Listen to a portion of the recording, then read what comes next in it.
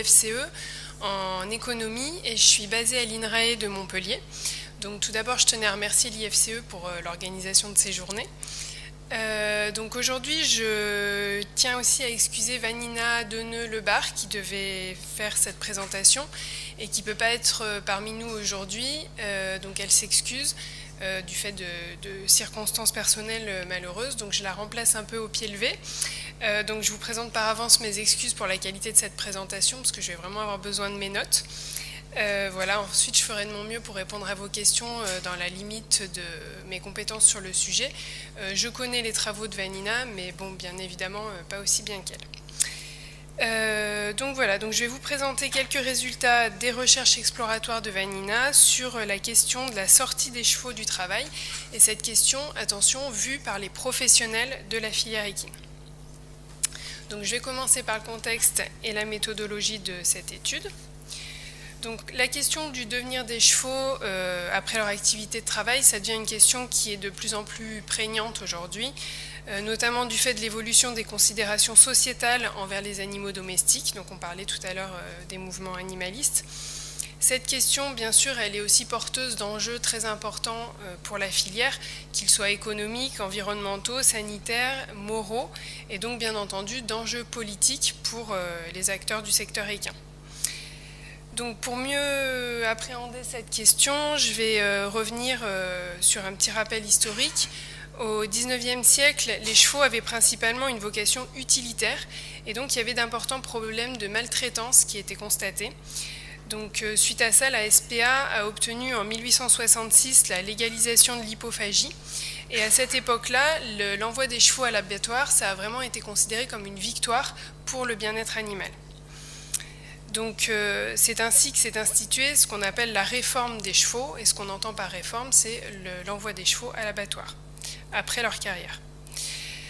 Donc plus récemment, on a eu l'entrée des chevaux dans la sphère des sports et loisirs, mais aussi toutes ces nouvelles considérations sociétales envers les animaux, et toutes ces questions-là, ça interroge le bien fondé de la réforme des chevaux. Donc les deux graphiques que vous pouvez voir sur cette diapositive proviennent d'études qui ont été menées par l'Observatoire économique et social du cheval de l'IFCE. Donc les chiffres qu'on voit ici invitent à se questionner sur les modalités, sur la façon de gérer les chevaux en fin de carrière. Sur le premier graphique, on peut voir que sur la période 2010-2018, on a une augmentation de 30% de la part des chevaux de plus de 20 ans sur le territoire. Donc il y a vraiment un vieillissement du cheptel. Par ailleurs, dans une autre étude, l'Observatoire a estimé qu'en 2016, les équidés retraités représentaient 16% du cheptel équin français.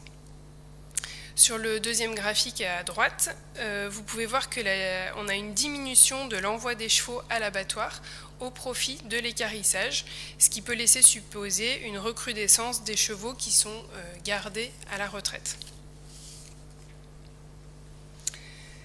Donc, comme je viens de vous le dire, les principaux travaux qui avaient été menés jusque-là sur la question de la retraite des équidés ont été réalisés par l'Observatoire, notamment donc pour estimer les impacts économiques et fonciers que ça représente à moyen et long terme d'avoir une augmentation du cheptel de chevaux retraités. Les résultats qui suivent dans cette présentation et que je vais vous présenter proviennent de la combinaison de deux recherches que vous pouvez voir illustrées sur cette diapo. Donc premièrement, au cours de sa thèse sur les relations de vie et de travail entre les professionnels et leurs chevaux, Vanina a abordé diverses questions qui sont liées à la gestion de l'après-carrière et de la fin de vie des chevaux. Et la seconde étude a été menée dans le cadre du projet Exit, donc qui est financé par l'INRAE, qui s'intéresse aux enjeux et aux stratégies qui sont liées à la sortie du travail des animaux de rente. Et donc il y a eu 4 terrains d'études qui sont liés à 4 espèces différentes, dont un terrain sur les chevaux qui a été conduit par Victoria Flukiger-Serra dans le cadre de son mémoire de fin d'études en éthique animale, et donc mémoire qui était encadrée par Vanina. Donc l'objectif de cette présentation, c'est vraiment d'appréhender la vision des professionnels et leurs pratiques concernant la gestion de la sortie du travail des équidés. Donc ici, vous avez une répartition des enquêtés de ces deux études en fonction de leur domaine professionnel. Donc en rouge, sur cette illustration, il y a les 108 entretiens qui ont été menés par Vanina dans le cadre de sa thèse. qui se répartissent dans 5 principaux domaines professionnels. Les sports équestres, les sports hippiques, les liens sociaux, donc c'est-à-dire artistes, équithérapeutes, policiers, les chevaux qui sont dits territoriaux et les métiers transversaux, donc maréchaux ferrants, vétérinaires, personnes travaillant dans les institutions. En bleu, vous avez la répartition des 20 enquêtés de Victoria, donc on retrouve à peu près les mêmes secteurs professionnels, mais il n'y a pas de métiers transversaux dans ces enquêtes-là. En revanche, il y a une attention qui a été donnée aux éleveurs et à 2 personnes qui détiennent une pension pour chevaux retraités. Dans les 2 études, il y avait diverses questions qui étaient posées durant les entretiens, dont certaines questions sur donc les modalités de la sortie des chevaux du travail. Donc je passe maintenant aux résultats de la combinaison de ces 2 études. Donc ce qui ressort, c'est qu'il y a 3 grandes catégories de facteurs qui influencent le choix des professionnels par rapport au devenir des chevaux après leur carrière. Donc premièrement, il y a 2 principaux critères qui sont sociologiques et liés au répondant, son âge d'une part et la proximité de son lien avec les chevaux d'autre part. Donc de façon assez étonnante, le genre de l'enquêté n'influence pas ces représentations. Concernant l'âge, on a un effet générationnel qui est vraiment clairement influent sur cette question du devenir des chevaux après leur carrière, puisqu'on observe que l'abattage des chevaux tend à devenir de plus en plus intolérable pour les jeunes générations. L'autre trait donc, sociologique qui influence est le lien de proximité avec les chevaux. Il y a 3 types de liens qui ont été identifiés dans les enquêtes. Donc le lien direct, qui est le lien le plus proche, c'est-à-dire les gens qui travaillent directement avec leurs propres chevaux. Ensuite, il y a les liens indirects, qui correspondent aux personnes qui travaillent avec des chevaux qui ne sont pas les leurs. Donc par exemple les maréchaux, les vétérinaires, etc. Et enfin, les individus qui n'ont pas de lien quotidien avec des équidés, tels que les personnes qui sont dans les institutions. Donc ce qui ressort, c'est que plus le lien est distendu avec l'animal et plus la réforme, c'est-à-dire l'abattage, est une solution qui est préconisée par les personnes. Ensuite, la seconde catégorie de facteurs influents, elle est propre aux équidés eux-mêmes. Ce qu'on peut voir, c'est que les stratégies de gestion de sortie des chevaux du travail dépendent du nombre de chevaux dans les structures et du temps que l'équidé a passé dans la structure. Donc par exemple, dans un centre équestre, quand il y a beaucoup de chevaux et qu'il reste peu de temps dans la structure, le professionnel va moins se soucier du devenir de l'animal que dans la situation inverse. La prise de décision tient aussi aux individualités de chaque animal, donc le cheval de cœur, le protégé ou tout autre équidé qui est singularisé aura une prise en charge qui sera plus individualisée. Le sexe de l'équidé influence aussi la prise de décision puisqu'on voit que les juments sont plus gardés que les hongres.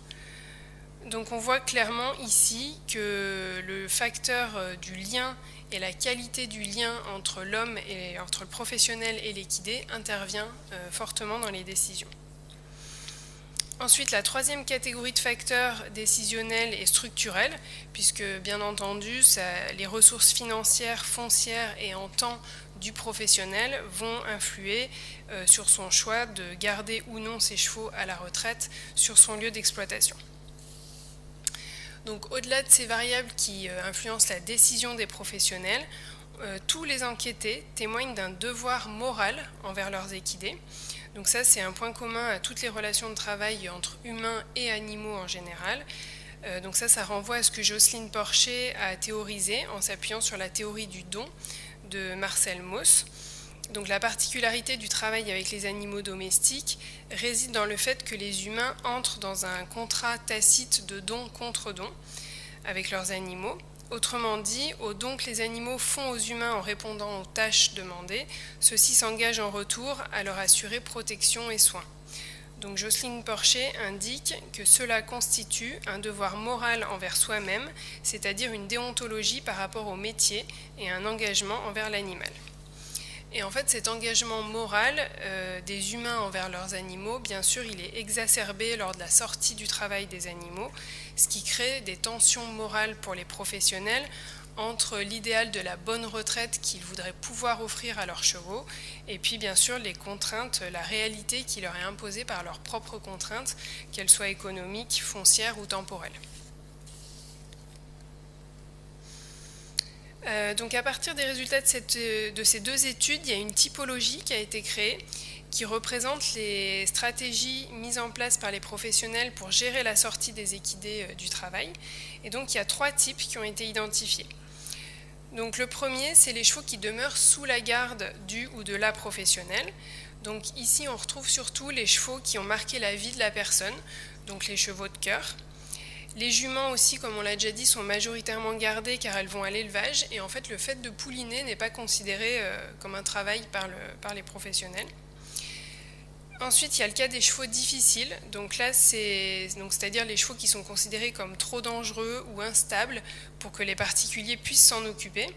Donc là, on observe des attitudes qui sont assez contradictoires. Soit ils sont gardés par le professionnel, soit ils sont envoyés à l'abattoir. Et là, ça dépend une nouvelle fois du lien qui existe entre ce cheval et le professionnel.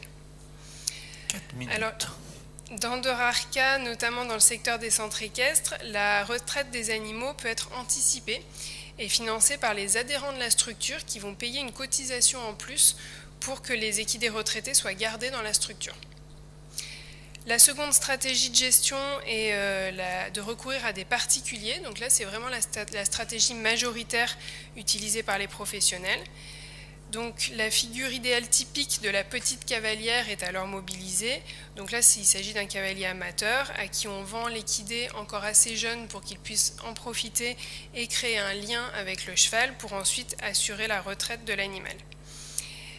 Donc cette stratégie, elle peut représenter des risques pour la santé et le bien-être des animaux, et les enquêtés admettent qu'ils n'ont pas de visibilité sur les éventuelles formes de maltraitance qui pourraient apparaître dans ce cas-là.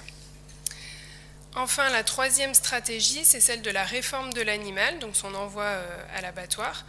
Au début de sa recherche, Vanina s'est retrouvée face à un tabou concernant l'envoi de chevaux à l'abattoir. Et au bout d'une dizaine d'entretiens, elle a décidé de poser explicitement la question aux professionnels. Elle a pu voir que l'envoi à la boucherie dépend du type d'animal. Donc les chevaux difficiles et les hongres, ils sont prédisposés. Dans les 2 enquêtes menées, on observe une acceptation assez unanime de l'hypophagie par les professionnels, mais avec certaines nuances. La viande de cheval, elle est considérée comme acceptable quand elle vient d'animaux qui sont élevés dans cette optique-là. Lorsqu'il s'agit d'animaux qui ont travaillé longtemps au service des humains, ça devient de moins en moins admis, surtout pour les jeunes générations. Et là aussi, il y a une opposition dans les discours entre les individus qui travaillent dans les institutions, qui promeuvent l'abattage, et les professionnels en lien direct avec les chevaux qui mesurent leurs propos en fonction de chaque individu équin. Sur les 128 enquêtés au total, il y en a moins d'une dizaine qui ont vraiment assumé envoyer leurs chevaux à l'abattoir. Pour le reste des interrogés, soit la réponse est esquivée, soit la responsabilité de l'abattage est renvoyée à une tierce personne, donc un propriétaire, un marchand, etc. Soit c'est une solution qui est refusée par le professionnel. Toutefois, les professionnels acceptent l'idée de recourir à l'envoi des chevaux à l'abattoir dans une logique de moindre mal, c'est-à-dire que plutôt que de voir un animal souffrir de maltraitance ou abandonné dans un pré, il vaut mieux l'abattre. Donc je termine. Donc pour conclure, voici les 3 points clés de cet exposé. Premièrement, la question de la gestion de la sortie des équidés du travail se pose vraiment pour l'ensemble des secteurs de la filière. Deuxièmement, avant toute variable socio-économique ou éthique, le devenir des animaux à la sortie du travail dépend de la reconnaissance qui leur est accordée par le professionnel dans son travail. Et troisièmement, assurer une sortie du travail digne à leurs animaux, dût-elle passer par l'abattoir, est considérée par les professionnels comme une obligation déontologique de l'homme ou de la femme de cheval. Donc ces résultats sont vraiment exploratoires. Encore une fois, ils ne concernent que la vision des professionnels, pas celle des amateurs. Et cette problématique, elle mériterait encore d'être approfondie. Les questions relatives à la retraite et à la fin de vie des chevaux, comme on l'a dit, sont porteuses vraiment d'enjeux économiques, sanitaires, environnementaux et sociétaux. Et donc ça appelle à des travaux de recherche conséquents. Et c'est d'ailleurs un axe de recherche vers lequel Vanina Deneux-Lebar souhaite s'engager prochainement. Voilà, je vous remercie de votre attention.